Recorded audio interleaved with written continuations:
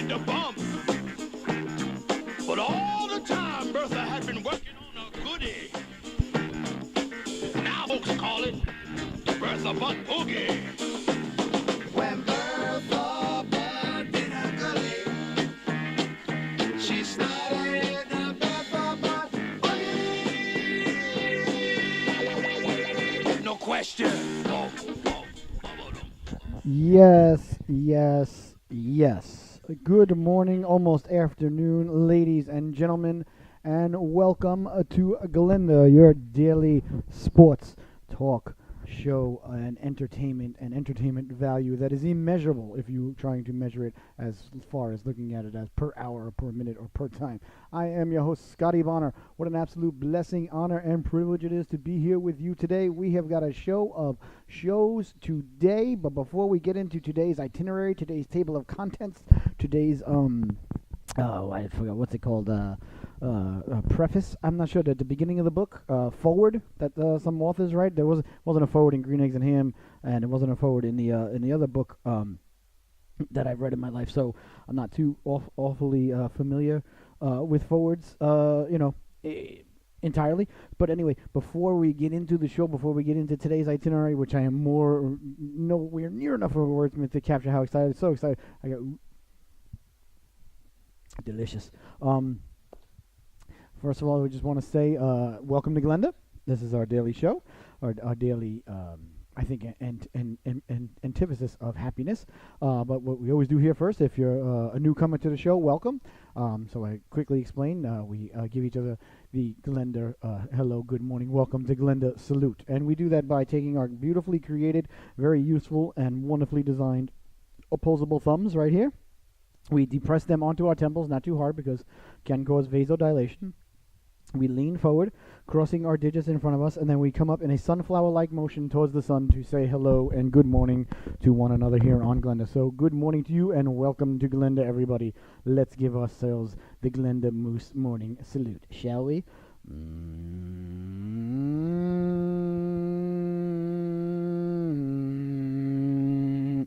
And that is it. Now the show can officially begin. We're officially underway. Welcome to Glenda. I am your host, Scotty Bonner. Today we've got a very special guest coming on in about 10 minutes. Mr. Wade Minter. You probably know him better from his voice than his name, perhaps. Not to shortchange his name. He's a pretty big deal in these parts, in this triangle around here, and the triad. I don't know what the internationally accepted symbol for triad is. I'll have to contact some people out there in the Wake Forest University area. See what it is. I'm not too familiar with it. But he is the public address announcer for the Carolina Hurricanes at PNC Arena, and he does a phenomenal job at it. I mean, you want to talk about somebody who brings passion to the job. You know when the Hurricanes have scored a goal. You know when the Hurricanes are going on the power play. But when this young man gets behind the mic, he does a fantastic job. Just makes it one of the fun things at PNC Arena. So I'm super excited to have him on, and he's also going to be doing the announcing of the goals and penalties and things of that ilk for the big tilt, which is coming up Monday, which if you don't have plans for Monday night, then you know, if you don't have a moving buddy, get one. Monday night, 7 p.m., of course, the big one, the big tilt, the backyard brawl taking place at PNC Arena between the University of North Carolina Tar Heels and the NC State Wolfpack. Ladies and gentlemen, the biggest rivalry in the triangle. And write this down, and you can read it later or you can read it now, whatever you got to do. But write this down. These two organizations, mark my words, I've been saying it for years already, but I'm saying it to you now here.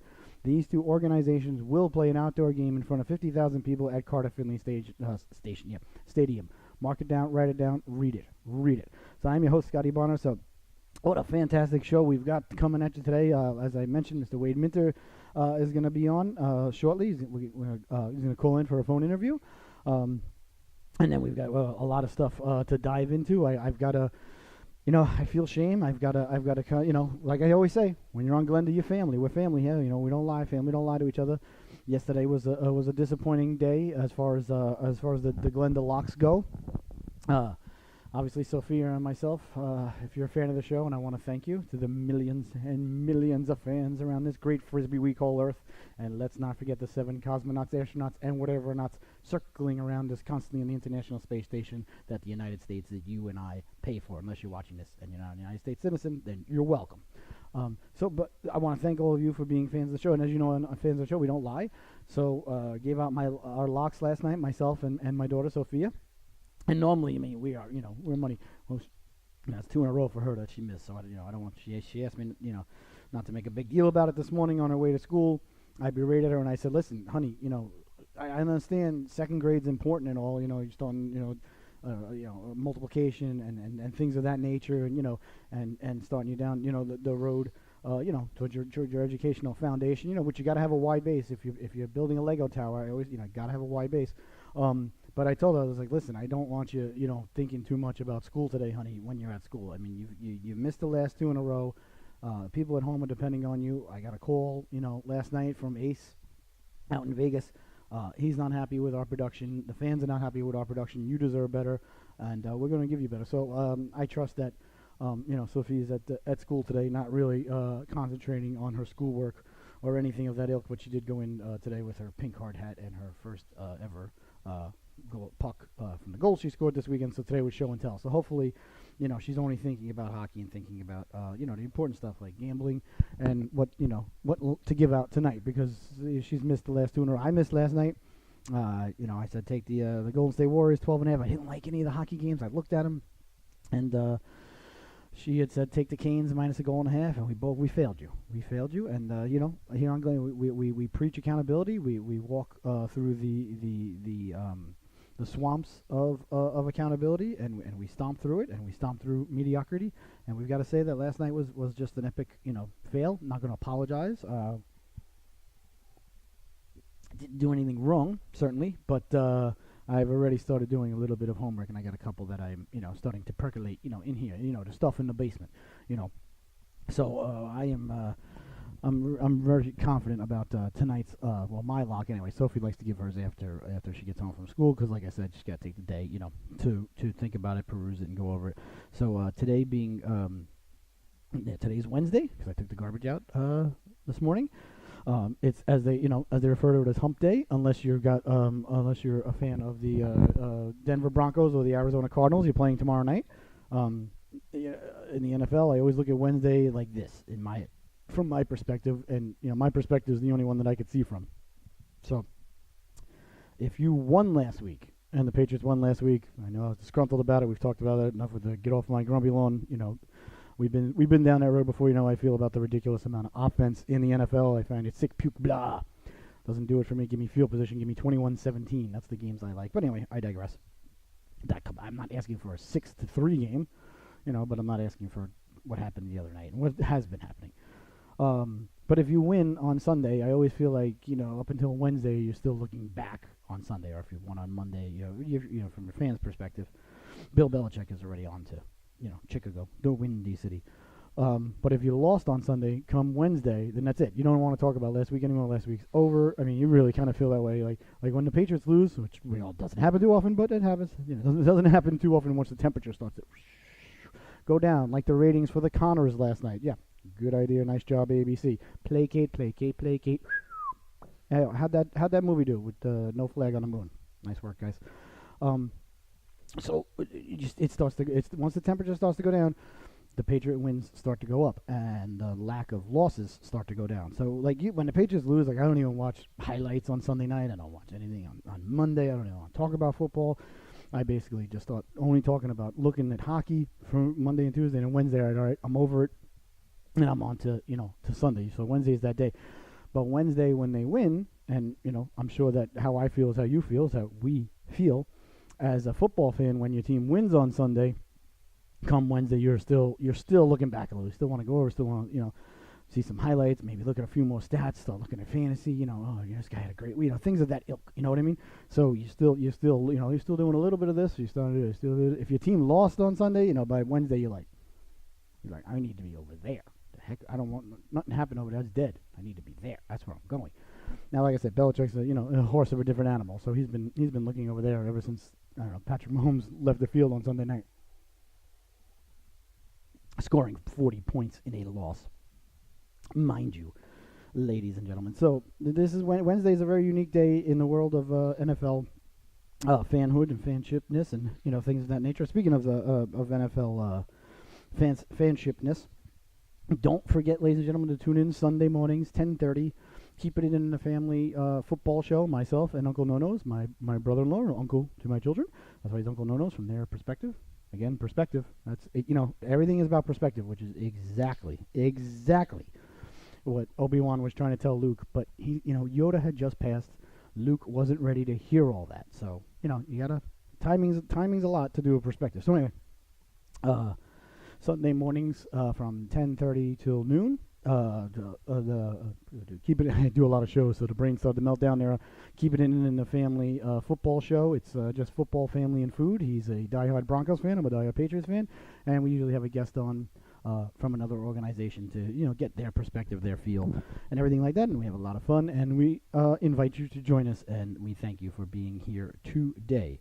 So, ladies and gentlemen, we are going to dive into technology here, and we are going to get our illustrious, fantastic, supercalifragilisticexpialidocious guest on the line here, Mr. Wade Minter. So normally these stuff on these shows, take place in the background. Somebody else is doing these things, but since it's just me and our lovely hound, Lord Stanley, and our chubby hound, Carmela LaFonda, you get to see it all right here live. So, okay, so we're going to call Wade. Now, I almost said his number out loud on the air. I don't know if he would mind, but I don't think he wants that done. And we're going to press the green button. Green means go. All right, here we go. Take off. Launch. Go. Bam. And speaker. All right. This should work, theoretically. Hello, Wade's Chicken. Wade Minter. Hey, Mr. Wade, how are you? You are live on the air on Welcome to Glenda. This is Scotty. Good morning. How are you, young man?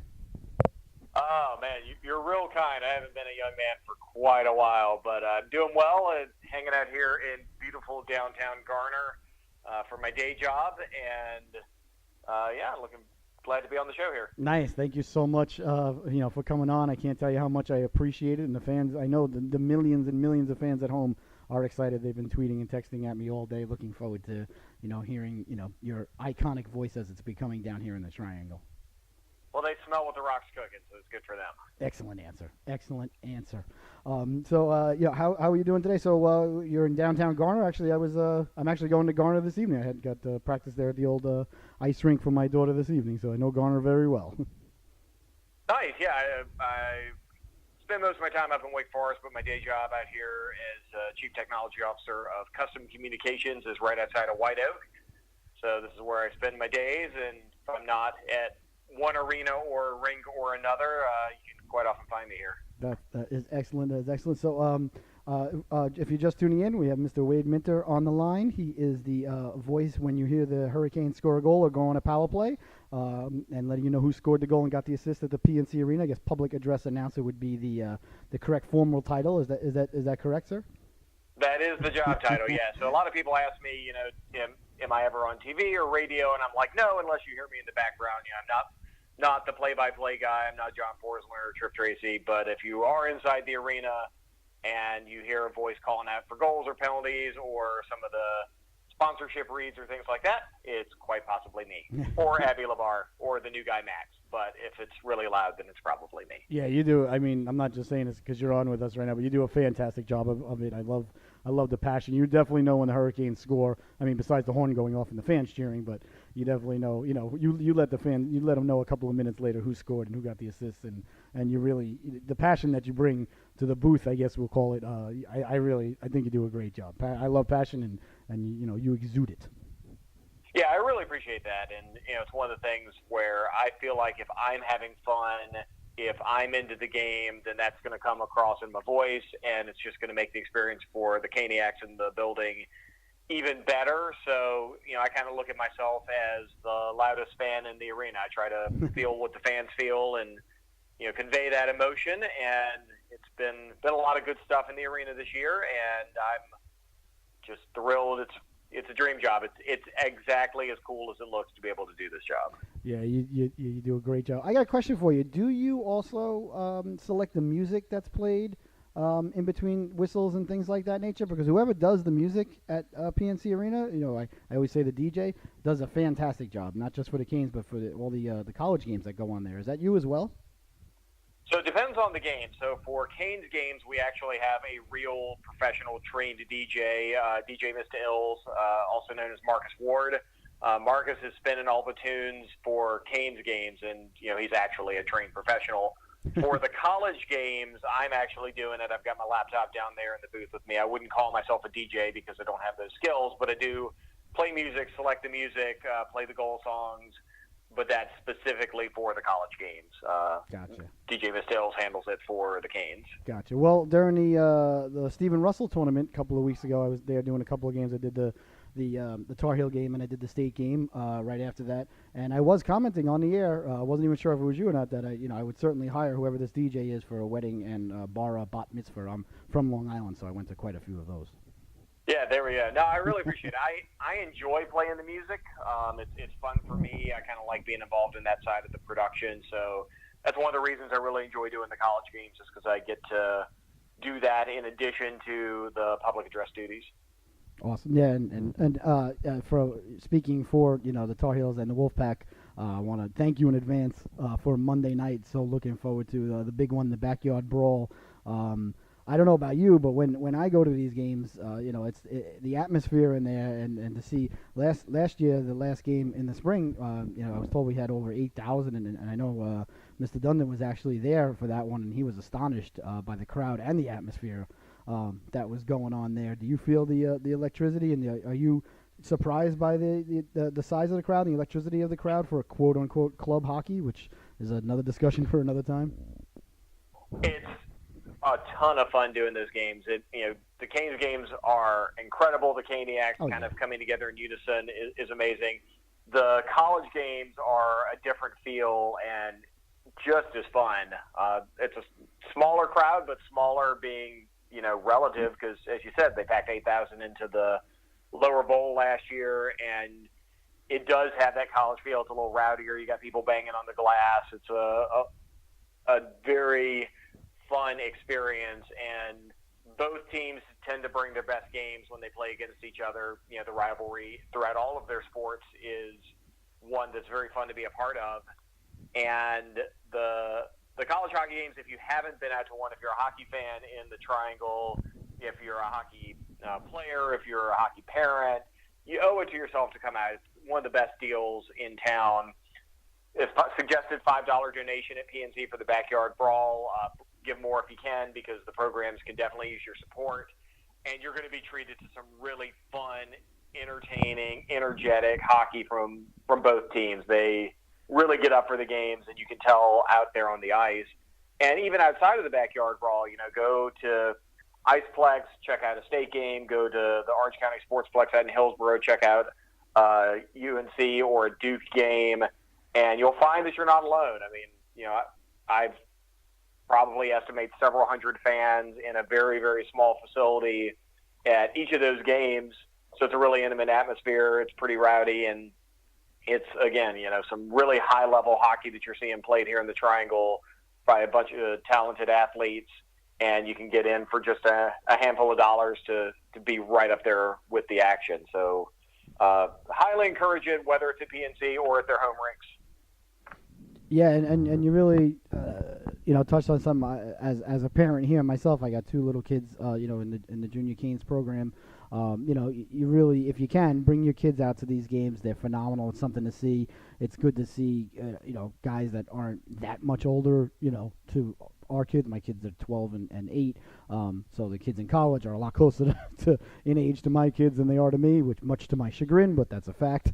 I have to deal with it. And the kids have a ball. There's a lot of kids there, and like you said, and it's an inexpensive, night out, and it's just a fantastic atmosphere, and it encourages, I think, the local kids here to say, hey, I could stay, locally and play college hockey, and it's something, you got three of the biggest names in college sports right here, right in the Triangle. I mean, this is like college sports, capital of the world, really. I think there's here, and I would say Notre Dame would be the next, that same level of amount of, I guess, marketing or whatever you want to call it, for the teams here. So really, encouraging the parents to come out and bring their kids, and it's a ball. I look forward to it. I can't tell you how excited I am for it and everything. I got a quick question I'd like to ask you about the about the Canes. What's the biggest difference in the atmosphere of the team and the arena this year under the new management and ownership that has come down our way? And I would have to say, fortunately, or thankfully. No, I'm really enjoying the new era that we're in right now. It's obviously been a frustrating 9 years without the playoffs. It's been a frustrating 2 or 3 with a lot of young talent that we just kind of couldn't put it together. Frustrating losses. I think the stuff that's really making a difference, I think the new owner, Tom Dundon, is investing in the experience of coming to PNC Arena, and that's paying off because there's a lot of competition for entertainment dollars in this town. We're a growing, vibrant area. People want to go out and spend their money on something where they feel like they're getting an experience, and I think the work that the team's putting in with John Chase and the Carolina Hurricanes Foundation, with Mike Foreman and the promotions department, is really starting to pay off because you come into PNC Arena and you feel like now you're having an experience. They're investing more into that. I think additionally, everyone loves Rod Brindamore.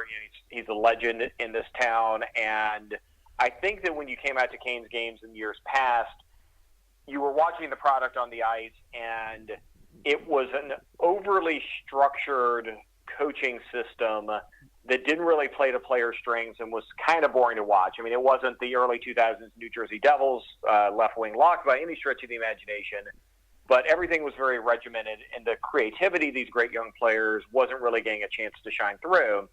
I think one of the things that Coach Brindamore has done to really make the on-ice product fun is he's kind of taken the reins off. He's giving people coaching, but he's not giving them kind of down to the second instruction on where they need to be and what they need to do. So he's allowing the creativity of the players to show through. And I think if you've been to a game here at PNC Arena here at the start of the season, you've really noticed that change. Players are flying. They're having fun. They look like they trust themselves because the coach trusts them. Yeah, there's certainly some things to clean up. The defense has been a little sloppy. The power play is obviously not producing. But even with those kind of negatives, the entirety of the product on the ice is just really fun to watch. Fun is, I think, the word that you see being bandied about in the national media.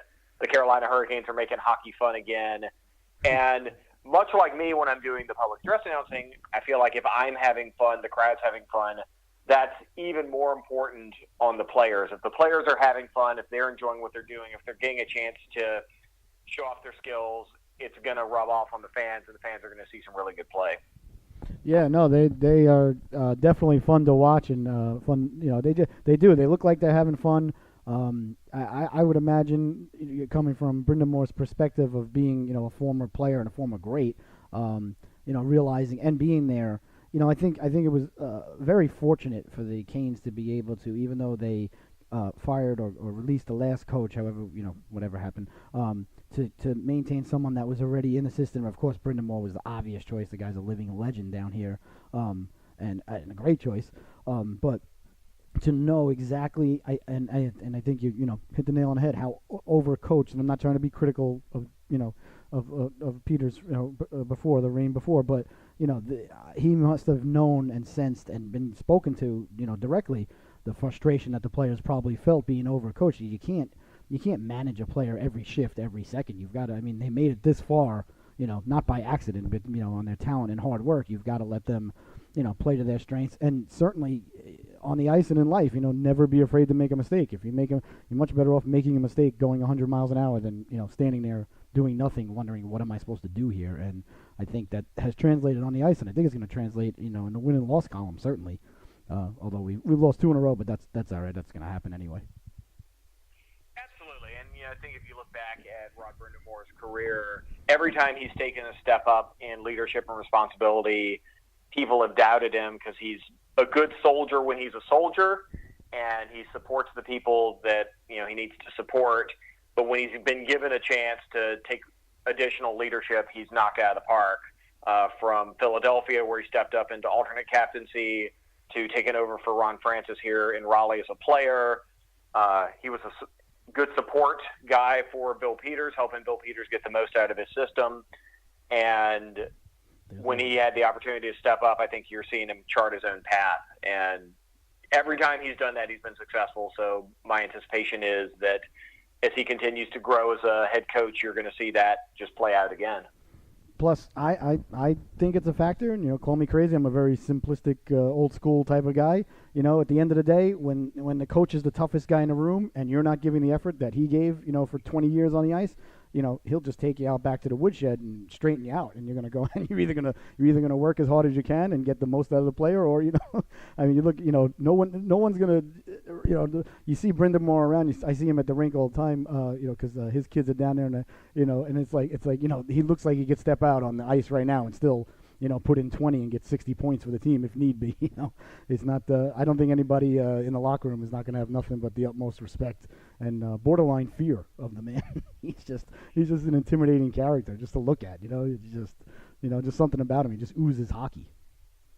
Yeah, and when you're a leader, really in any area, you gain a lot more credibility with the people you're leading if you're not asking them to do anything that you're not willing to do. So Rod Brindamore is willing to put the work in at the gym, even today at his age. He's willing to put the work in the video study. He's willing to put the work in on the ice. And if you're a player and you see someone who is willing to do that, it's got to be inspiring, and it's got to be something where you feel like you have an obligation to step up your game and keep it at that level or higher, because the people who are telling you what to do are right there beside you doing it. So I think about the times that you've been working with people in your life. I think about the times I've been working with people in my life. The times I've been most successful are when the leaders that I've been working with show and prove every day that they're willing to put the work in the same way they're expecting me to do it. Absolutely, I couldn't agree more. Well, Wade, I know you gotta get to lunch there during your day job and everything, and I just want to really, from the bottom of my heart, thank you so much for coming on. Thank you for what you do with the games. You make the games fun. I would rank you right up there with Stormy as the best parts of the PNC Arena, and that's very high, my friend. I really appreciate it. I know you asked not to talk about Gritty. Maybe we can have you on, another time. We can dive into, what's going on with Gritty in Philadelphia, and and the lawsuits and whatnot, and of course the jail time that's coming up and everything. But I really appreciate you coming on so much, and I cannot wait for Monday night, the backyard brawl between State and UNC. College hockey down here is growing by leaps and leaps and bounds, and I've been saying it. People have called me crazy, but I'm telling you, these two organizations are going to play one day at Carter Finley in front of 50,000 people. It may be on a Saturday or something before the Canes get an outdoor game there or something like that, but those two teams are going to play at Carter Finley Stadium. There's going to be a huge crowd on hand, and it's going to be an epic event, and I've been saying it for years. It's going to happen. You just got to keep saying and believing it, and it's growing down. You get 8,000 people. We'll have 5 to 10,000 people there Monday night, and and it's going to be great. I can't wait. I appreciate you having me on. I'm looking forward to the backyard brawl. I'm looking forward to calling my first outdoor game when Tom Dundon makes it happen, and I'm looking forward to our first homegrown night at PNC Arena Saturday afternoon against Colorado. So it's going to be a fun hockey weekend. Excellent. Thank you so much, Wade. I hope you have a great rest of your day, and I will talk to you soon. All right, go Canes. All right, thank you. All right, ladies and gentlemen, that was Mr. Wade Minter, the public address announcer for the Carolina Hurricanes. And if you've been to PNC, you go to games down here, he really does a phenomenal job. Not just saying that just because he was just on and a friend of the show, as they say. Really knows his hockey there too, which was really impressive. Sometimes you get people in the entertainment end of things that don't know their hockey, but you could tell that he really knows what he's talking about. He loves the organization, loves the kids, and I think he really hit on something tremendous there while being nice about it, and I'll continue to be nice about it. That Brindamore has relatively taken the reins off of these guys. I mean, there's a lot of young talent on this team, and a lot of guys that can absolutely fly out there, especially offensively. And sometimes you gotta just you just gotta let go of the ropes a little bit, and let the horse run.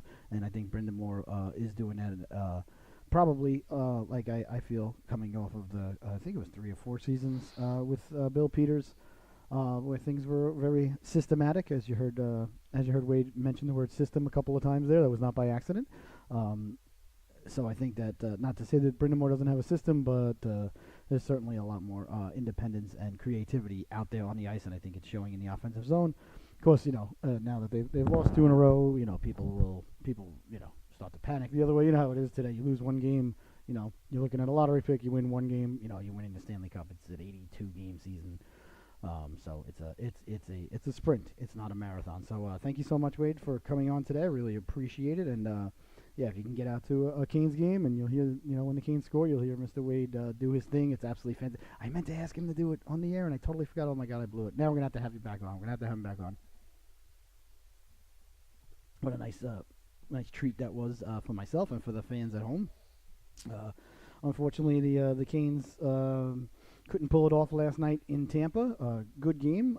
I got home. It was already 1-0, and was flicking back and forth between that and I kept an eye on the Ranger Colorado game because always rooting for the Rangers to lose, which they did not last night. So the Canes lost, the Rangers won.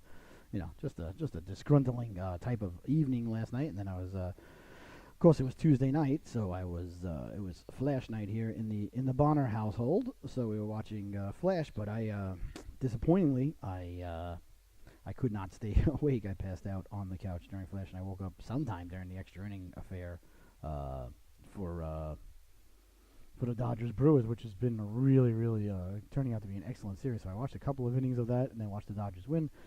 Then passed out again. So coming up Monday, we're going to have more guests on the show the rest of the week. Tomorrow, I think we got a couple of the Tar Heel players calling in tomorrow. Yes, we do, to discuss the game, what it means to them as young men and players in the area.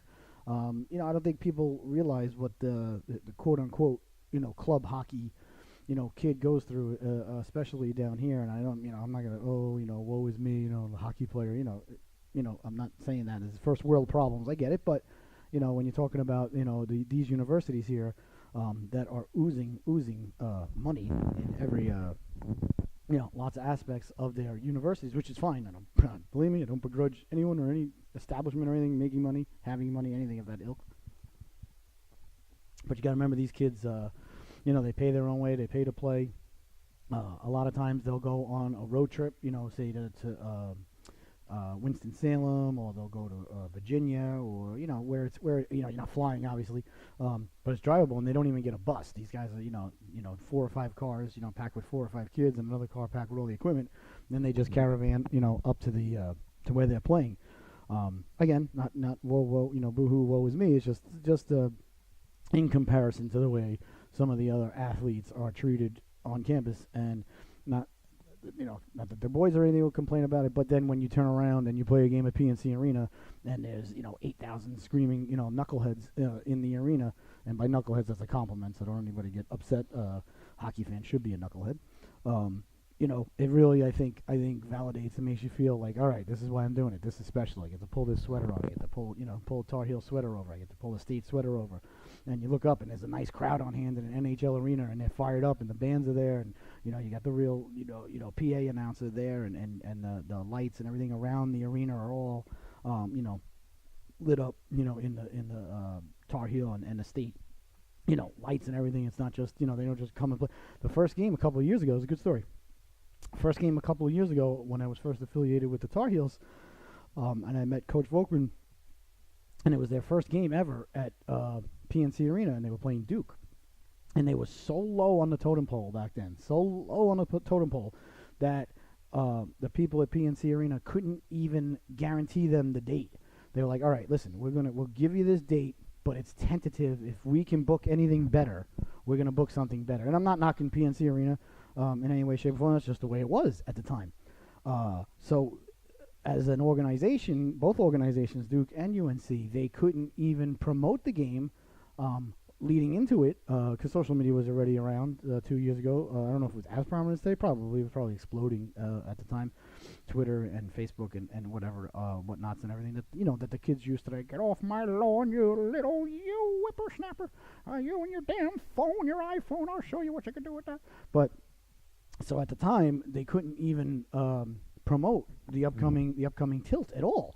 And I remember I wanted to, and Coach was like, "Nah, we can't. What if we get canceled?" Blah, blah. I'm like, "All right, So they didn't find out that the game itself against Duke was confirmed until I think it was like 4 days before the actual date of the game.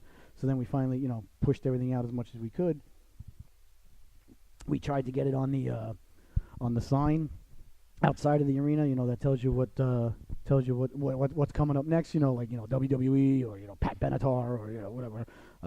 New Kids on the Block with Salt and Pepper. Shoop Shooby Dooby. I like Scooby Dooby Doo. Oh, or whatever. It's not, we couldn't get it on the sign. It was blah blah blah. No lights were on in the arena. I should have asked. I don't know if Wade was at that game. I'm gonna bet not. Don't know though, so I don't want to speculate. I don't like to infer, as they say. But I'm truly not sure. I don't remember. I do remember there were no lights on in the arena, and by lights I mean the ones around the arena, the lower bowl, matching everything. The scoreboard was on, but there were no logos or anything anywhere. And they didn't have anybody there. Like, they had barely, minimal security. Like, the doors were open, it was, open, somebody came to PNC Arena with a key, opened the door, and said, okay, you guys can play. I mean, there was, there was no staff there. There was, 10 people there as far as staff goes. And they didn't even have, the concession stands open. And I remember people going out in between periods and coming back with Wendy's, coming back with pizza, coming back with libations, carbonated, non-carbonated, adult, non-adult, super adult, and it was a little bit chaotic. But they were expecting, maybe 100 people, maybe 200 people. And that first game versus Duke drew a couple of thousand people. I think they ended up with almost 3,000 people at the first game. And then all of a sudden, the people at PNC were like, wait a minute, we can make money off of this. This is great. So later on that year, they had a game against State, and then ever since then, they've been having 2 or 3 games there versus each other a year. And last year, I mean, it was just phenomenal. There were 8,000 people on hand, and like I said, if you got kids that play hockey, and there are a ton of families down here from hockey towns that have moved here, transplanted, sorry. From myself from New York, Long Island, Boston, Chicago, the Windy City, Detroit, Minnesota, Philadelphia, Pennsylvania, Washington, all up and down the Northeast and across the middle. I never met anybody. Don't meet too many people from Cincinnati. Don't meet too many people from Cleveland. I think it goes as far west as Pittsburgh. I met a couple of people from Pittsburgh, and then it kind of skips over that. I guess Ohio's nice. I mean, I haven't met too many people from Ohio, so hey, good for you, Ohio. I heard Columbus is a great town. Never been. But there's a lot of people here from, Chicago, a lot of people from Detroit, and I've met quite a handful of people from the great state of Minnesota. And then, so you've got, millions, I would say, or hundreds of thousands of families here from quote unquote, hockey towns. And actually, there's a lot of people from Canada here. There's a lot of people from Toronto. I have a good friend of mine from Toronto down here, and a lot of guys that are involved in the Junior Canes and the Eagles and the Force and the Raptors. That those guys are all Canadians that run all those organizations down here. Which is fine. I love Canada. Canada is a great town. I mean, I'm not going to get into some of the things that may or may not have happened while I was across the border. Right now on the show today, because my lawyer, and I don't think that the 10-year ban on me speaking about it has not yet progressed to the point where I can pontificate about, although I am wearing a Canadian organization sweater today. Dale Howard Chuck on today, by the way, ladies and gentlemen. The old got it from the old Chinese website, so sometimes the colors are a little off, but you don't mind that. What I like about getting these old sweaters too is they're made from the old material, not the new tight material that restricts oxygen. This I can breathe in this. I can cook in this. I can function. I can if I have to. I can play chess in this. Look, see, back, left, right, up. Diagonal. If I got a bishop or a queen, you know what I'm saying? So it's good. It breathes. I breathe. It breathes. We breathe together. So I really like the old school sweaters, the old school material where they were nice and big and falling off of you. The new ones today, it's just another episode of Get Off My Lawn from Scotty. But we're not going to dive that deep into that aspect of things. Just wanted to look up the old, here we go. There we go. That's it. Thank you. NHL scores. How'd you know? So going over the up and down the end, did you guys see that goal that McDavid scored last night? That Connor McDavid scored last night? Oh my God. He picked up the puck, and it looked like, if you watch the highlight, go back and find it. You can find it's just Connor McDavid, goal from last night. It looks like if you watch it, like he only takes, gets the puck, takes off gets a beautiful pass in stride down the left wing. But if you watch it, it's like he only takes one or two more strides, maybe, and just keeps going, blows by the defenseman like he's standing still, cuts in front of the net, lets the shot go, top shelf, and it's just like, oh my God, to be able to skate, that fast, like just a couple of strides and just power right past people is just, it's just such a gift, such an awesome ability. I'm jealous. There was a lot on the docket last night. The Devils. How many times are we going to talk about the Devils this year, people? How many times are we going to talk about the New Jersey Devils this year? I said it once. I said it 1,000 times. All I heard during the offseason, Devils are coming down. Devils are going to take a step back. Devils. Yeah, They won again last night, 3-0. I think now they're 4-0 on the season. Flyers and Rangers won in shootouts. Flyers 6-5, Rangers 3-2. So terrible on both of those accounts. So the three teams that I hate the most, the Rangers, Flyers, and Devils, all won last night. Super. Penguins lost 3-2 in overtime, so they still got a point. Our Canes lost 4-2 at the hands of Tampa. Canes had some three crazy games though. They had at Minnesota, at Winnipeg, and at Tampa. I mean, geez, you can't get three tougher road games than that on the old docket there. And then the Wild defeated the Coyotes. Coyotes having trouble putting the biscuit in the basket this year. They lost 2-1. And the Oilers, the aforementioned Connor McDavid goal there against the Jets. That's a big win for the Oilers there on the road. And it looks like the Golden Knights may have righted the ship. They almost had two back-to-back shutouts. They let up a goal in the waning moments of the games, as they say there at the end of the game. There, they won that 4-1, so they may have finally righted the ship. We got 4 games on the docket tonight. The Rangers and Islanders are going at it, not against each other. The Blues and the Canadians. That's an interesting one. Canadians off to a better start than we thought. Capitals, Capitals are going to go through a rough start to the season. It's hard to. I think it's hard to get back to where you were emotionally. As an organization after what you went through a run like that. Bruins are visiting Calgary, and the Islanders are out in Anaheim for the late night tilt. So I am going to have to take a nap to make it through that one because we got practice tonight. Then I got to come home. I got to watch Flash. Fell asleep watching Flash last night about 10 minutes in. And something happened in the beginning of the episode. Of course, if you're a fan of the show, and I want to thank you if you are. No spoilers ever here on the program, but something happened last night. I was like, "Oh, this is getting interesting." It was only a second episode of the season, and it happened. And I was like, "All right, cool." And then I fell asleep. So blame myself there. So Kane's still on top of the division with 9 points, but the Devils are right behind him with 8 points. The Devils have only played 4 games. The Devils are 4-0. More importantly, ladies and gentlemen, the Devils have scored 17 goals in 4 games, which is over a 4 game, if my math is correct. And like Tony Stark, it always is. And they have only let up 4 goals, so they're winning 4-1 on an average. That's impressive. I don't know. These people are telling me the Devils were going to fall. I kept telling you, why? Why would the Devils come back to earth? They're only going to get better. Out in the West, Chicago, off to a nice start there, 3-0-2 after 5 games. The Predators are still, in my mind, the class of the Western Conference. They're 5-1. Jets 3-2 there. The Wild 2-2. Wild are only 2-2, huh? Thought they'd be better. Ducks are 4-1. That's good news for the Islanders heading into Anaheim. They're 17-14 though. 4 goals together. 4-1. Wow, 4-1-1. Excuse me. That's interesting to be only 3 goals up, but have won 3 more games. That's interesting. Tells me the Ducks can win some close games there.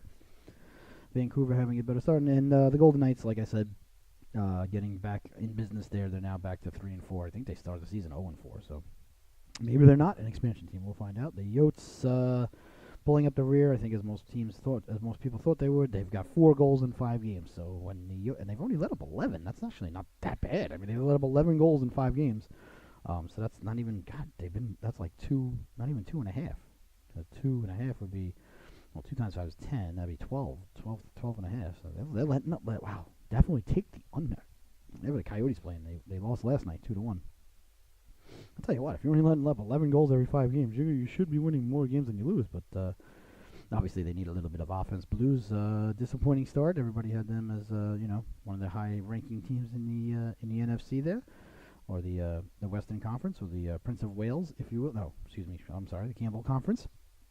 So tonight's game's on the docket. Obviously, important as always. I'll be, of course, having my eye on the early one, the Ranger game at the Cap Center, or whatever they call it now in downtown Washington. I remember the Cap Center in Landover. It was just a big potato chip out in the middle of nowhere. Great place to see a game, though. And obviously, I'll be having my eyes on the Islanders. See, the Islanders have only played 4 games, and everybody else in the division, only them and the Devils have only played 4 games. Except for the Devils have 8 points, the Islanders have 4 points. But that's about what I expected there from the Islanders. And, of course, the big one coming up this weekend, NC State. We dove into it a little bit yesterday, taking on Clemson at Clemson. And the line has moved. The line was 17 yesterday, moved to 17.5, which means people are putting money on Clemson, which is very interesting. Like I said, I'm definitely... Oh, I was very excited last night. I had 50 cents, as I told you I would, on the Dodgers. Wasn't my lock. Should have made it my lock. I apologize to everybody. Nope, not going to apologize. I said I wasn't going to. But it was good because I woke up sometime, later on during the night, checked the phone. I think it said 11th inning. I was like, oh, well, let me put it on because I have rooting interest because I have 50 cents on it. And then the Dodgers came through with the big victory. And, of course, the Red Sox came through with the big victory. Wait a minute, was that on late at night? Was that? I don't know. Somehow I was watching the Dodger game. Was that on? I think that was the second game. Yeah, it had to be. Was I? No, I wasn't dreaming. That was the second game. The Red Sox came through with a big win, 8-2. So they're leading in their series. I believe they play again tonight, if I'm not mistaken. Let's see. MLB scores. Let's see here. Yeah, Dodgers won 2-1 in 13. That's right. I knew that. Yeah. Oh, no. They both played today. Excuse me. Dodgers played today at 5 o'clock, and the Red Sox and Astros play tonight at 8:39. Okay. And the Red Sox are leading this one 2-1, and the Dodgers and the Brouhahas are all tied at 2. Oh, so these are... Okay, so it's in L.A., the Brewers have home field advantage, so it's 2-3-2. So this is the last home game for the Dodgers. So the Dodgers definitely do not want to go back to Milwaukee, which is, as you know, of course, Algonquin for the good land, down 3-2. I don't think they'll make it to the World Series if that were the case. So the big one this weekend coming up for NC State, getting 17.5. And the thing about this game that has really surprised me down here. Is the lack of... I don't feel like a tremendous amount of electricity for this game. Maybe I'm wrong. I don't see it like everybody talking about, hyping it up, and I look at it like, okay, yeah, all right, yes, NC State has not beaten anybody going into the game. We looked at their schedule yesterday. They haven't played a ranked opponent. I don't even think they played anybody that was ranked at the time or has been ranked at any point in the season. This season. So, yeah, I guess there's not real reason to get too excited, but I get excited just at this sheer mathematical, you cannot argue, opportunity. If you win this game, you're undefeated, 5-0, so 5-0 is 5-0. You win this game at Clemson, you have a legitimate argument, to be in the NCAA playoffs. I mean, if they win at Clemson, which I believe is the number 3 team right now, undefeated, and one of the, nowadays perennial, playoff teams, and you go into Death Valley. Now they might go in and lose 63-10. I'm not saying that, but I would think that even the opportunity for the Wolfpack to enter into the college football playoff discussion, which they have the opportunity this weekend to enter into. They win this game at Clemson, they're in the discussion. There's nobody can argue that. They may be in the top 4 if they win the game. If not, they would certainly be, top 6, top 7.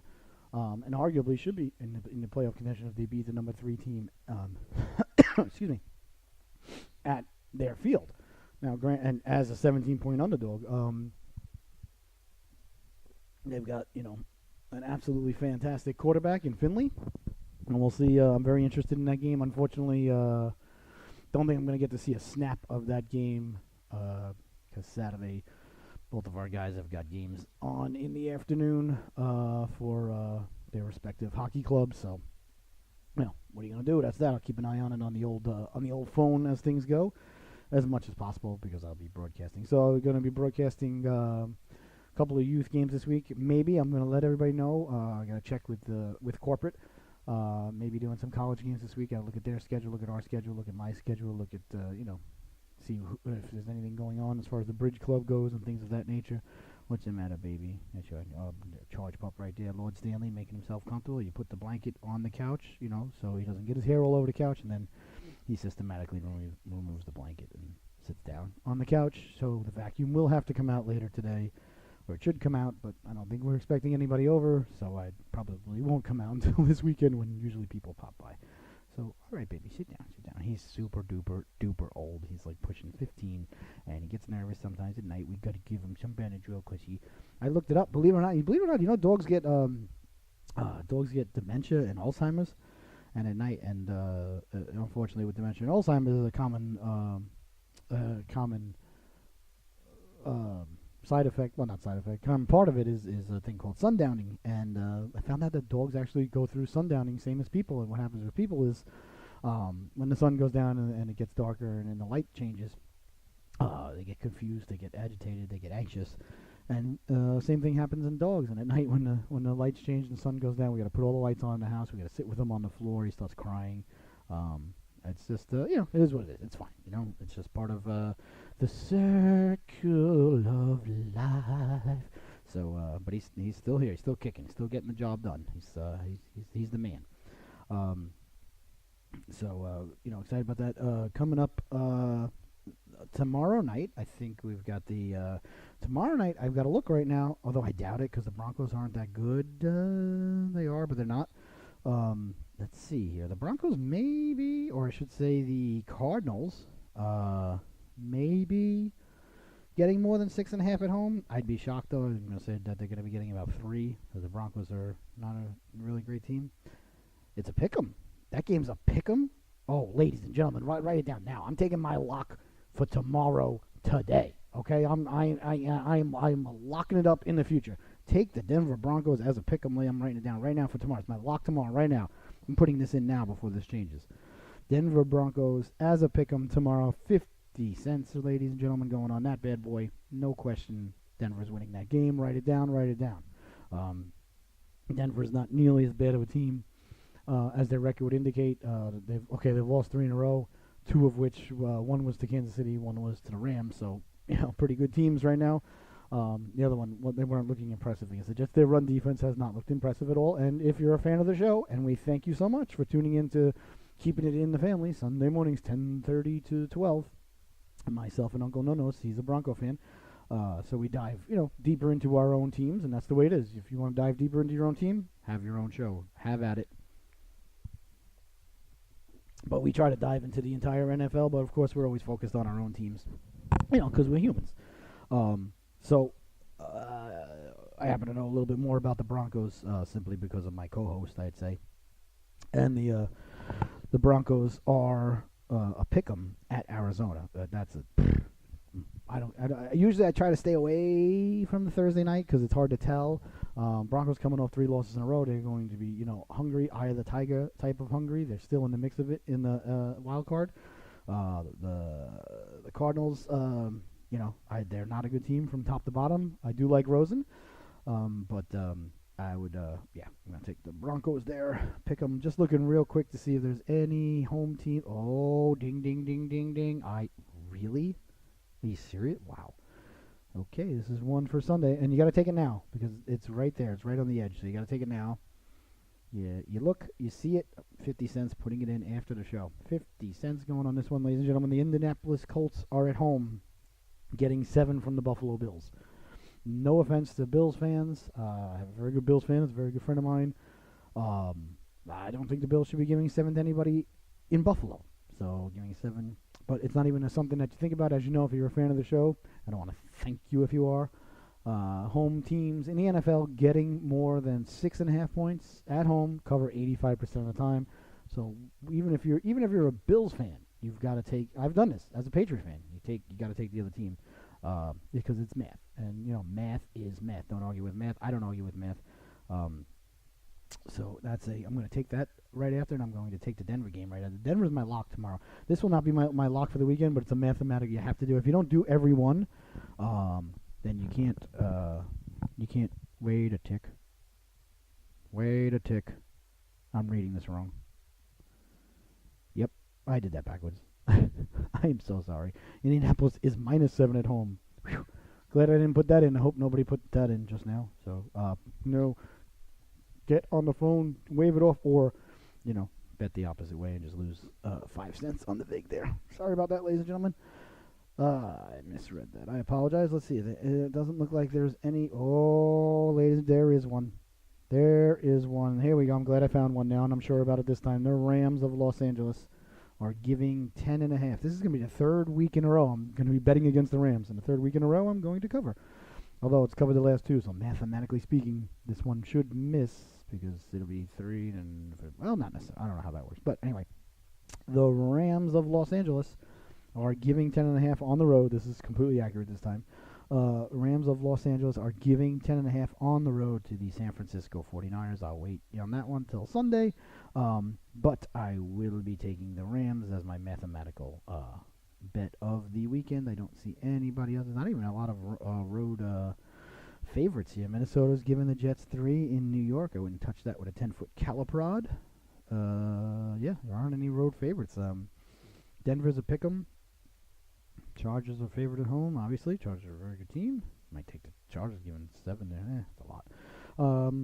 But yeah, so the mathematical bet of the weekend going into this weekend is going to be the 49ers. And like I said, it will be the third week in a row. Wow, I mean, the Rams have been on the road 3 straight games. Third week in a row, I'll be betting against the Los Angeles Rams. You have to. You got to do it. First week, they were given 7 to Seattle. Seattle covered. Second week, they were given 7.5 to Denver. Denver covered. This week, they're giving, right now, 10.5. I bet you that goes up to 11. That's why I would wait on that one. Giving 10.5 to the 49ers, who played on Monday night. So a day short, rest and practice and things of that ilk. Really? Atlanta's only given 4.5 to the Giants at home? I wasn't impressed with Atlanta last week, but still. We'll have to dive deeper into that one, look into the injury report and everything. So tonight's a Thursday night affair. I guess I wonder if the Cardinals will be wearing their black uniform. I still would love to see the Cardinals wear a uniform with if they had a cage, if their cage was yellow, like their aforementioned bird. That would be something. That would be something I would thoroughly enjoy and thoroughly be excited about. The NBA tipped off last night. 2 tilts went underway. The Celtics and the Sixers, and the Warriors were home against Oakland.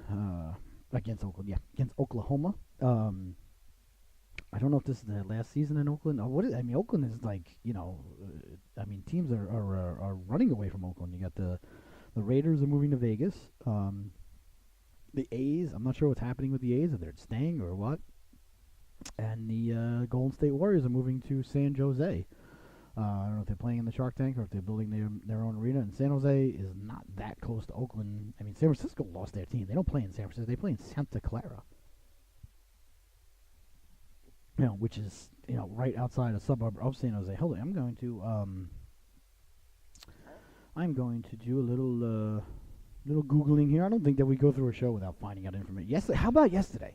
I was telling everybody I knew. Everybody I bumped into. I was so excited about what we found out yesterday on the show, that Rod Serling was the screenwriter for the original Planet of the Apes. I was ecstatic when I found that out. I mean, I loved him, loved Twilight Zone. Ended up having a conversation with my son who loves movies and shows. Oakland to San Jose about, the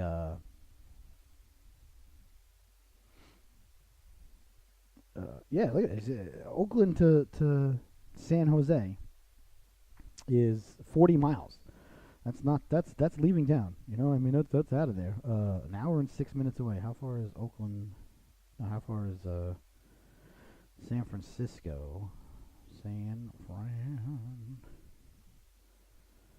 Francisco to Santa Clara. I don't know anything about Northern California, so I couldn't tell you any of these things. So I'm just I love to Google on the show.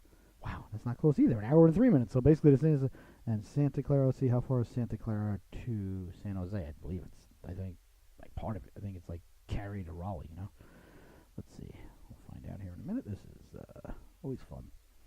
Santa Clara to San Jose. Yeah, it's 5 miles. Yeah, it's the next town over. So so Santa Clara is a suburb of San Jose. So the 49ers left San Francisco for San Jose, essentially. San Jose's got obviously the Sharks, and now San Jose is going to have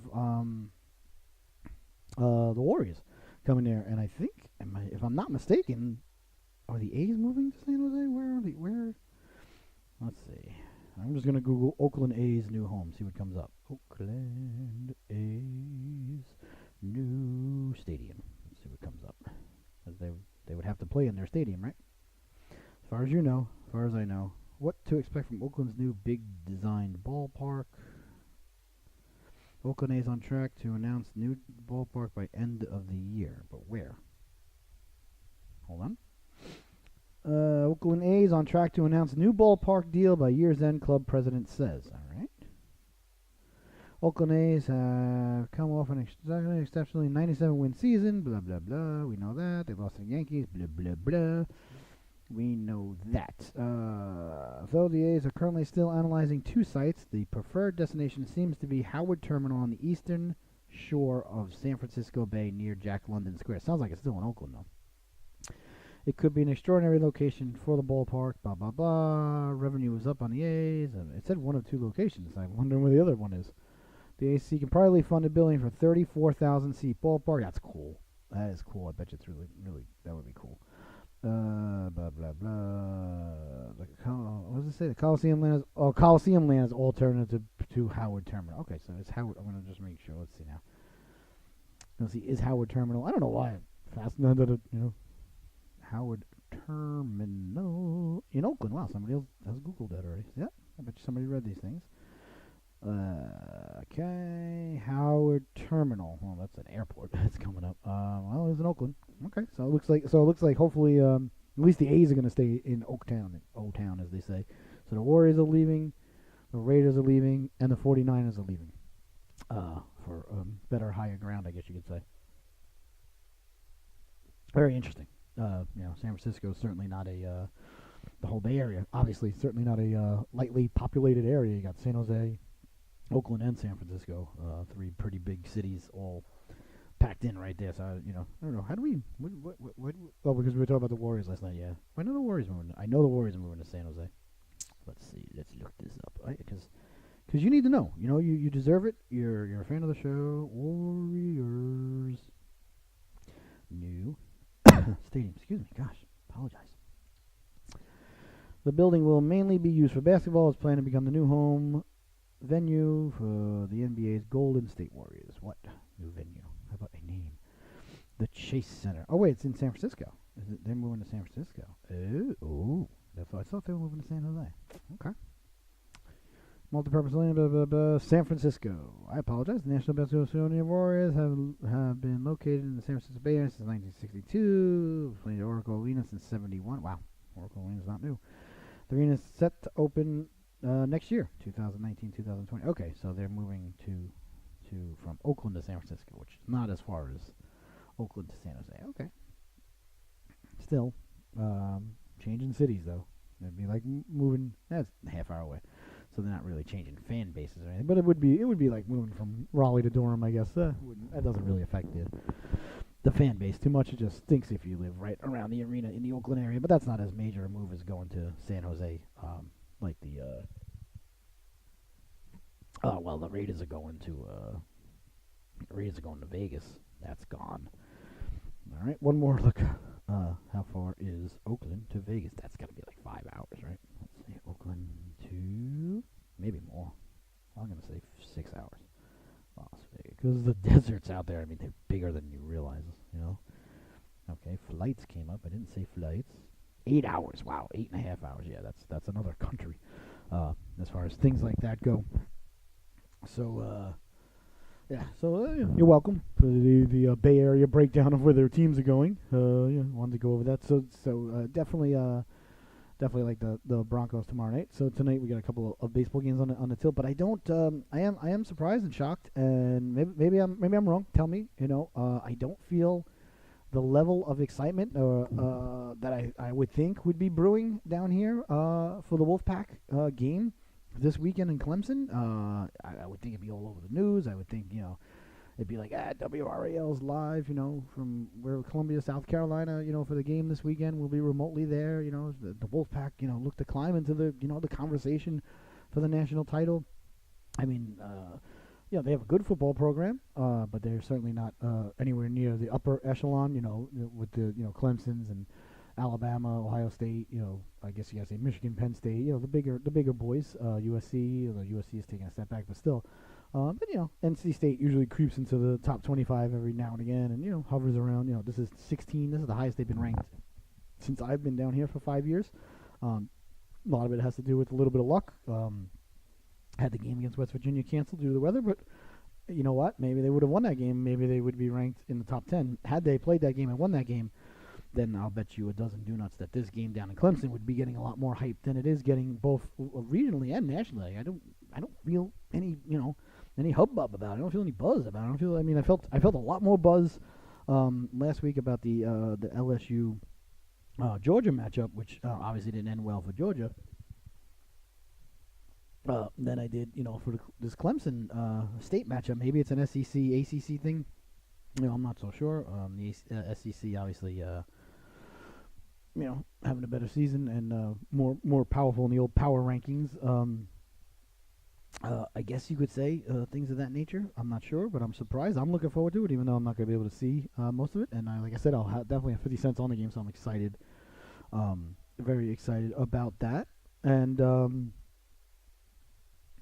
I want to touch on something also with the Canes. I've been going back and forth with some people, a variety of people, on Twitter, and sometimes I'm not going to lie. In my personal life, I will disagree with people, on social media on a variety of different topics. And I respect and understand that a lot of people don't like to have a lot of different topics mixed in with sports. So I do my best to keep this as sports and entertainment, funnel, as it can. But I'm certainly, one to express my opinion on pretty much every topic in the world. And I always have the feeling that if you are in disagreement with me in any, form, way, or shape inside the topic, that you're incorrect and you're wrong.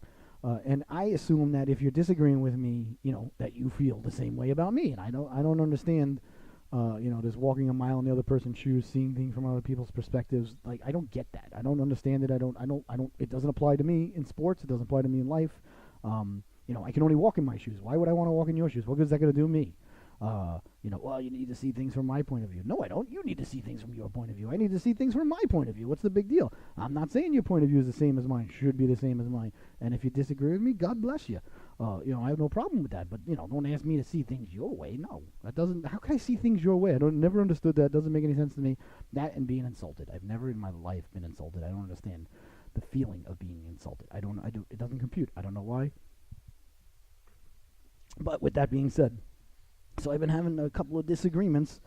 Hello, Cuz. Big shout out to Cuz. Tells me he's got me on the big screen at home. That a boy. Hope you get your feet up and a sarsaparilla in hand and a nice bologna sandwich. I've been in thorough disagreements with people. I see a lot of people, and I have felt it down here since we've been down here. The Hurricane fans down here.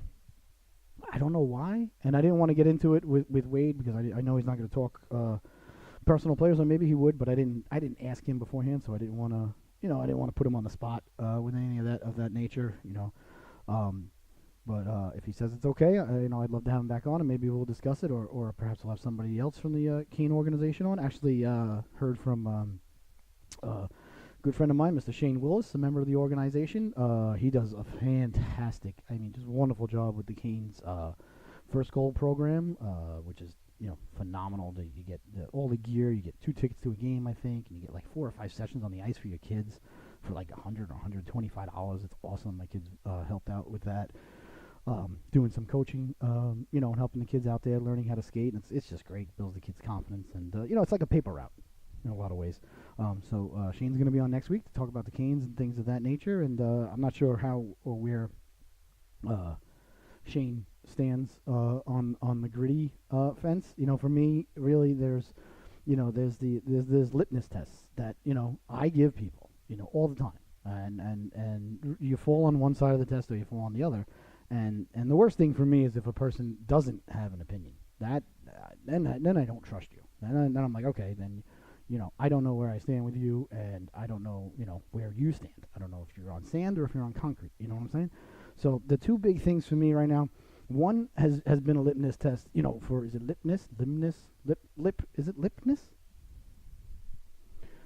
Litmus test, for me, has always been the simple question, ladies and gentlemen, and if you answer this one incorrectly, this happened to me recently where I had already become good friends with somebody. Really, I don't call everybody that I encounter a friend. That's an important title to me.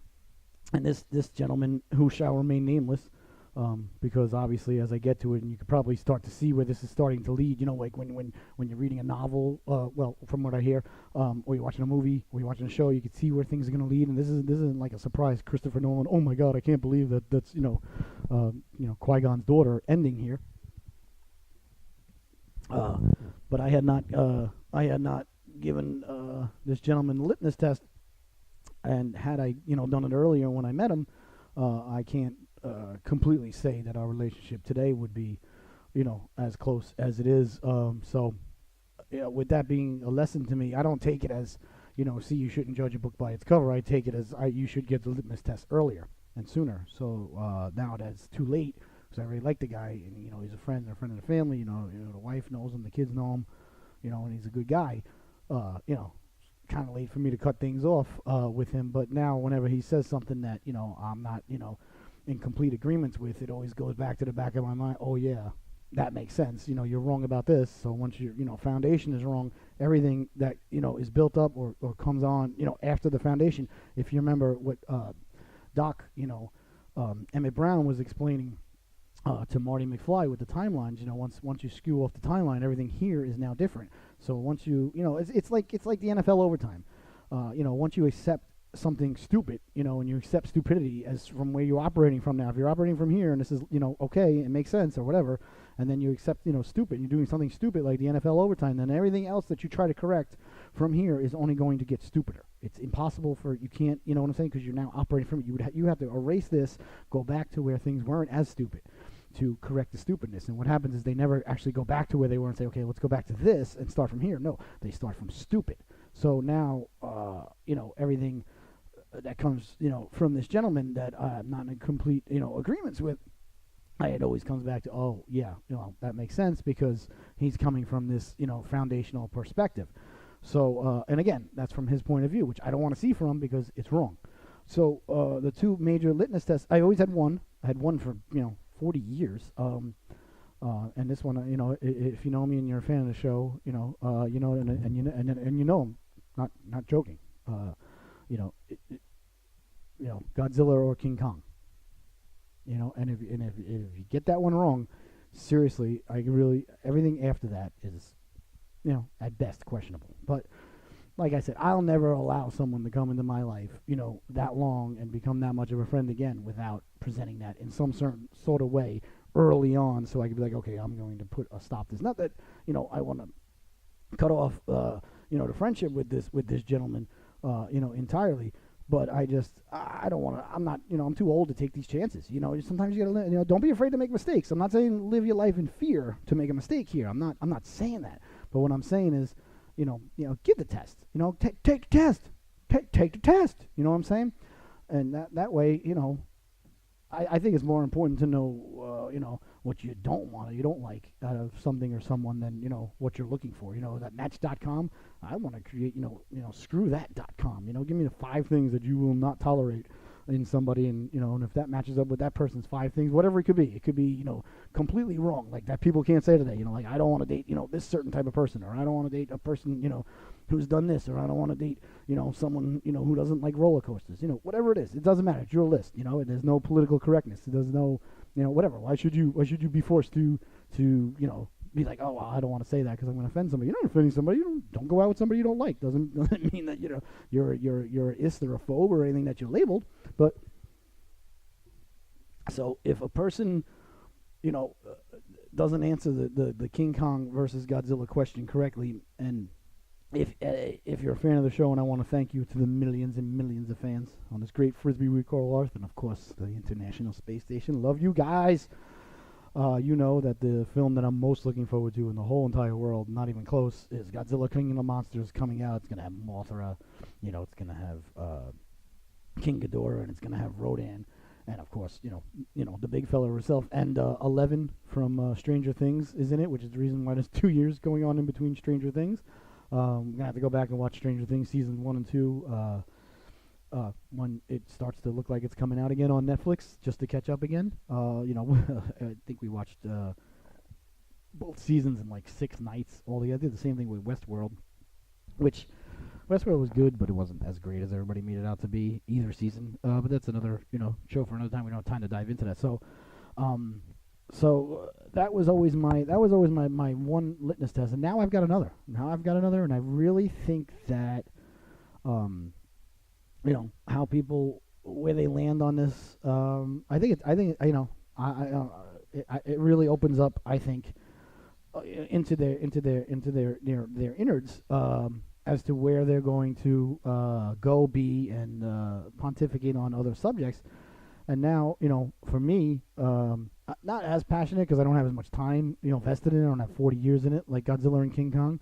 And I mean, you think that, I'm like, distracted now. Wait until we get through the appetizer that is, King Ghidorah, Rodan, and Mothra, and we take care of business there. Although I'm willing to bet that he's not fighting all 3 of them. I think it's going to be a little, 2-on-2 tag team, Godzilla versus Megalon, Jet Jaguar, and Gigan, type of thing going on there. And why really they keep saying that there may be a surprise or guest monster in it, or creature, or whatever you want to call them these days, really, there's no words in a thesaurus that can capture how much I want that to be Jet Jaguar, and I don't have to explain myself. So beyond the Godzilla King Kong question, which so like I said, so if you think I'm distracted by this film coming up, and I am, it's still a good ways away, still in 2019, but after that in 2020, or scheduled to be in 2020, I read somewhere that there might be a delay. It might get pushed back to 2021, which I just... Anyway, I gotta remember it's a family show. I gotta remember we're on during the daytime here, when I start thinking and talking about these things. Then there's gonna be, the big one, the granddaddy of them all, the one that's gonna settle the score. You thought, there was hype for, Pacquiao and Mayweather. You thought there was hype for Tyson Holyfield. You thought there was hype for, Hogan and Andre the Giant. You thought there was hype, for USA, USSR. You thought there was hype for Rocky Drago. No, none of that. I mean, those are all, epic battles that most of them, lived up to, everything that we thought that they would be. They are who they thought they were. But Godzilla versus King Kong, which is coming up hopefully in 2020, but looks like it's going to be pushed back to 2021 now from what I was reading. That's another story for another time. That is, for me, that's going to be it. I don't even know if I'm going to go to the movies again after that. I don't know. I don't think right now, from where I stand, 45-year-old man here in October 2018, about 3 years away from the tilt, from the battle. I'd be shocked in myself, in life, and in things in this planet that'll come about, that there'll ever be another event or film or movie that I will ever be as excited, looking forward to as that one. So if you going to be a fan of the show, for the long haul, and I really thank you, just know that 2020, 2021 is mainly going to be an hour and a half of talking about Godzilla versus King Kong, for an entire year. I don't know. Maybe I'm not thinking straight. Maybe I should think about extending the show, making it 2.5 hours a day as we get closer. We'll see. But I'm not one to look into. I hate watching and reading stuff about a movie that I want to go see. I don't want to, I don't want to read the previews. I want to read the reviews. I don't want to read, oh, this just, got released about the, about the story, the Joker movie that's coming out. I want to see it. Looking forward to it. I think Joaquin Phoenix is going to be a fantastic Joker. I think it's a great choice. I think he was born to do it. But I don't want to see anything about it. I don't want to know anything about it. I want to see the trailers. I love trailers. And I want to see the movie. That's it. Just give me the trailers and the movies. I will make my own conclusion. I hate when... And I don't hate them for doing it. I don't hate people for reading it. I get it. That's your point of view, your perspective. It makes you happy. God bless you. Do it. don't share it. But I don't enjoy at all. I hate, when you'll see something like, the 10 things we learned from the new Star Wars trailer. I mean, 10 things we learned. There's an X-Fighter, there's lightsabers, there's Kylo Ren, there's Rey, there's Finn. It looks awesome. I can't wait. I'm fired up. No space Leia. And I don't mean that because what's her face passed away. I mean, please, no space. Anybody going out into space and surviving again. I really wish that they could somehow go back and literally put out another film. Literally put out another The Last Jedi, because I thought The Last Jedi was a good movie, except for the two. There were two jump the shark moments that really. Space Leia, go back, completely take that out, just have her blown into the wall and knocked unconscious, and just leave it at that. Okay, Space Leia was terrible, and the Luke floating, projecting himself. I was cool with him projecting himself there. I wasn't cool with him floating in the whole Buddhist, although, Jedi, philosophies and things like that are, of course, mired in Eastern philosophy and things of that nature, and I do realize that. There's just something about him sitting there, like this, floating. I just didn't. I don't know. It wasn't the last thing I wanted to see from Luke. I wanted to see him, pick up his green lightsaber, and tear stuff up. But overall, though, I did thoroughly enjoy The Last Jedi. But outside of that, just like I thoroughly enjoy The Phantom Menace. The Phantom Menace is a great movie, a great story. The Phantom Menace is fantastic. The little kid's not okay. People have a little trouble getting past his acting. He's a little kid. I can deal with it. And of course, the overdonedness of Jar Jar Binks, weighs on what people remember about the story. But you go back and watch the Phantom Menace. You got Ewan McGregor. You got Liam Neeson. You've got the start of before he's even the Emperor. You've got what's her face before she was a big star, Padme, Natalie Portman. I mean, the cast is phenomenal, the acting's phenomenal, the story is phenomenal, and people don't like the CGI and this and that. Jar Jar Binks, okay, over the top, yes. I heard there are versions out there with Jar Jar Binks and all his little jokes are either dubbed out or muted out or changed a little bit. But I have gotten to the point where the story in episode 1 is so good to me that I don't get disturbed as much by Jar Jar Binks or a little of the corny, quirky lines that the little kid had to say. But outside, I love episode 1. So, the same thing with The Last Jedi. The Last Jedi is a fantastic movie. Just those two, I didn't like Luke floating over the rocks. I could deal with that a lot more than Space Leia. Space Leia was, that was dumb. That was just shouldn't have happened. But I don't think that, I literally feel like a 12-year-old kid again when I'm thinking about Godzilla versus King Kong. I'm excited about Beyond Words, about Godzilla King of the Monsters. I'm excited that Eleven is in it from Stranger Things. Great actress, great show. Really excited. Really excited that they're also, from what I understand, making X-24, which is the little girl from Logan. If you haven't seen Logan, that's a fantastic superhero movie. One of my, top 2 or 3. We'll do a superhero movie show. Sure, why not? But I got to do that with the boy. Can't do that without the boy.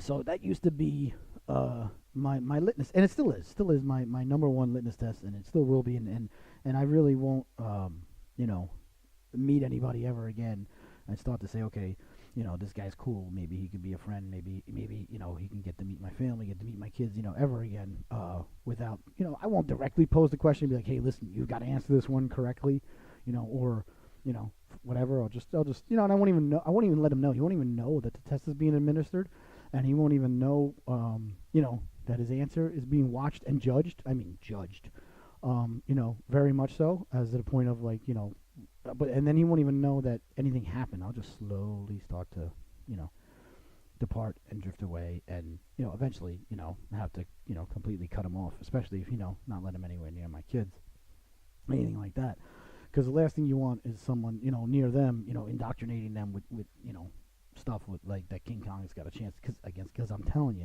you, ladies and gentlemen, Godzilla is going to rip his arm off and he's going to shove it down his throat, and that's going to be payback for that damn tree. Mark it down, write it down. That, and they're going to play a game of Carter Finley. Those two things are going to happen.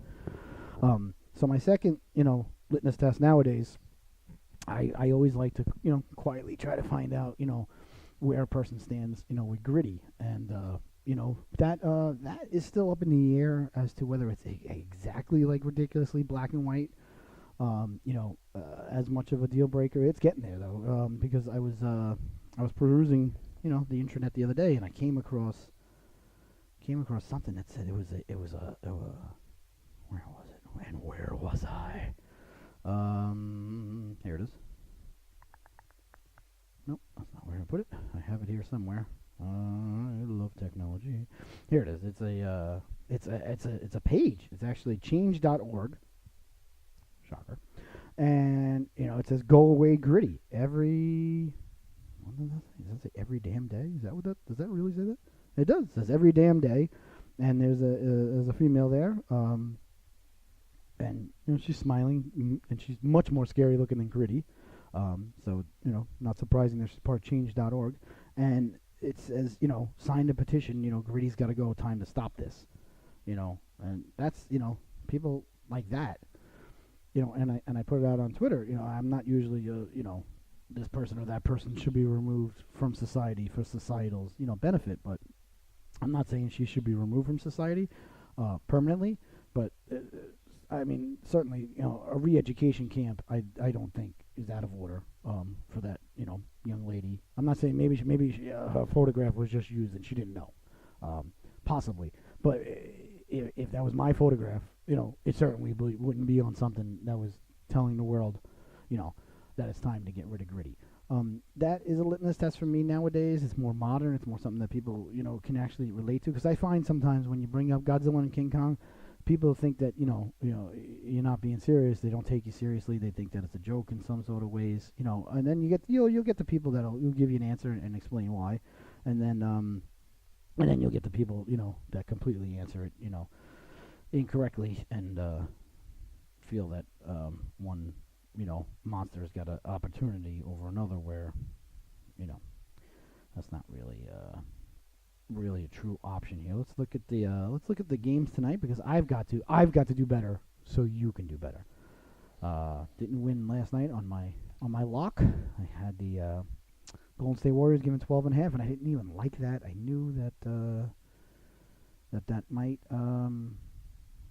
be a problem. Really? I like that, but see, I gotta be careful. I like the Capitals at home tonight. The Rangers played last night, but I gotta be careful when picking against the Rangers or picking for the Islanders or picking against the Jets or picking. Well, I never pick against the Jets, because the Jets are just an enigma, and I never pick anything involving Phillip Rivers. Yeah, the Capitals are giving one. Yeah, that's it. I gotta do that. I gotta do it. Let's see if there's any over-unders that I really like here, though. Real quick. 6. Really? That's interesting. I like that. I like the over in the Montreal-St. Louis game in Montreal. I like it a lot. It's only 5.5. But the Rangers played last night. Capitals are coming off a couple of losses. Capitals are home. Capitals haven't played, I don't believe, since they lost to Toronto, which was Saturday. So the Capitals are really well rested, if I'm correct. Let's see here. If they haven't played since Saturday, I'm taking the Capitals. Although the Rangers are young, there's no reason they can't play back-to-back nights. But let's see. Yeah, the Capitals haven't played since Saturday night. The last two games, the Capitals have lost 6-0 and 4-2. So the Rangers played last night. Yep, I'm going to do it. Lock it up. Lock it up for 50 cents, ladies and gentlemen. And I know, there's a lot of emotion here. I'm not going to deny that emotion is not coming into this this decision here, because I'm going to be thoroughly rooting for the Capitals once I get home. I should get home about the middle of the second period there, I think. So take the Capitals minus 1.5 games versus the New York Rangers, ladies and gentlemen, as your lock of the night.